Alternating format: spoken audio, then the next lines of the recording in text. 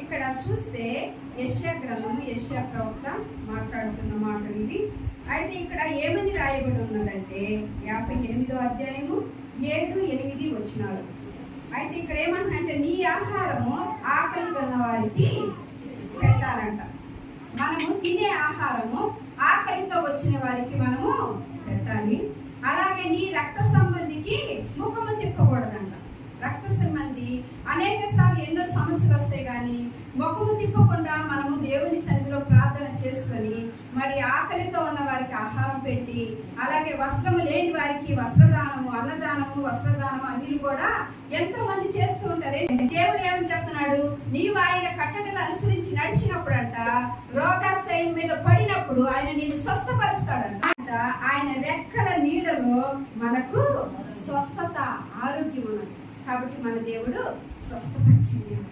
చెవులున్న దేవుని దగ్గర నువ్వు స్తోత్రాలు చెప్తే నీ స్తోత్రాలన్నీ కూడా ఆయన తీసుకుంటాడు. నీ స్తుతి అంతా కూడా ఆయన దగ్గరికి వెళ్తాడు. కాబట్టి ఆయన్ను మనము సేవించాలి. 4వదిగా. 5వదిగా యాకోబు పత్రిక 5:16 చూస్తే మీ పాపములు ఒకరితో ఒకరు ఒప్పుకుంటే దేవుడు వెంటనే నిన్ను స్వస్థం. 6వదిగా ఏంటంటే సామెతలు 3:7లోకి వెళ్తే నీవు జ్ఞానమని నీవు అనుకోవద్దు, దేవుని దగ్గర జ్ఞానం ఉన్నదని నీవు అడిగినప్పుడు. చూద్దాం ఒకసారి సామెతలు.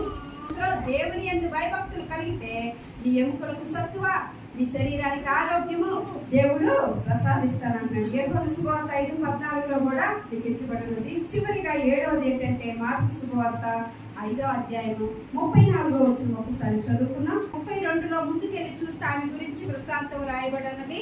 ఆమెతో దేవుడు స్వస్థపరిచి ఏమంటున్నాడు, నీ విశ్వాసము నిన్ను స్వస్థపరిచింది.